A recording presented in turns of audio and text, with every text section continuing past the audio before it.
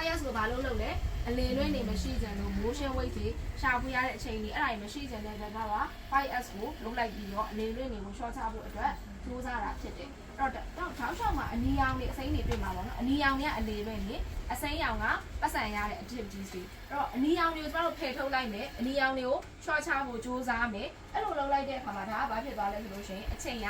တိုးသွားတယ်အဲ့တော့ဝယ်ယူမဲ့သူအချိန်ကြီးမြဲမြဲဆန်ဆန်ပေးနိုင်တယ်တော့အဲ့လိုမျိုးဖြစ်ဖို့အတွက်ဆိုရင်ကျွန်တော်ဘာတွေပြီးဖို့လိုလဲအလေလွင့်တွေကဘာတွေလဲအတိအကျပြီးဖို့လိုအပ်လာတယ်ပေါ့နော်ဆိုတော့အခုကျွန်တော်တို့ဒီမှာအနီရောင်ကဘာလဲဆိုရင်လုံးဝဖယ်ထုတ်ရလို့ရတဲ့ဟာအဝါရောင်လေးကဖယ်ထုတ်လို့မရဘူးဒီအောက်မှာပစ္စည်းတွေထားတယ်လို့တော့ပစ္စည်းတွေသွားဝယ်ရတယ်လို့အဲ့ဒါတွေကဖယ်ထုတ်လို့မရဒါပေမဲ့ short ချလို့ရတယ်ကျူစီစစ်တယ်ကျူစီကတန်မိုးမြင့်တင်ခြင်းအလုပ်လားတန်မိုးမြင့်နေခြင်းမရှိတဲ့အလုပ်လားဆိုရင်ကျူစီနှစ်ယောက်စစ်ရတယ်နှစ်ချက်စစ်ရလို့ပတ်စံပိုးရလားမရဘူးအဲ့တော့ကျူစီကတန်မိုးမြင့်နေခြင်းမဟုတ်ဘူးတန်မိုးမြင့်တင်ခြင်းကဘာတူလဲဆိုလို့ရှင်ကျွန်တော်ကအထည်ချုပ်တဲ့လူတွေဓာတ်ဆက်လိုက်တဲ့လူတွေကတင်ဖြတ်တဲ့လူတွေအဲ့ဒါတွေကတန်မိုးမြင့်တင်ခြင်းနေအဲ့တော့အထည်မပြောင်းလဲသွားဘူးဆိုလို့ရှိရင်အဲ့ဒါကတန်မိုးမြင့်နေခြင်းအလုံးမဟုတ်ဘူးအဲ့တော့ကျွန်တော်ကကျူစီကဖယ်ထုတ်လို့ရလားဆိုတော့ဖယ်ထုတ်လို့မရဘူးရှိတဲ့နယ်စစ်တဲ့နယ်အဲ့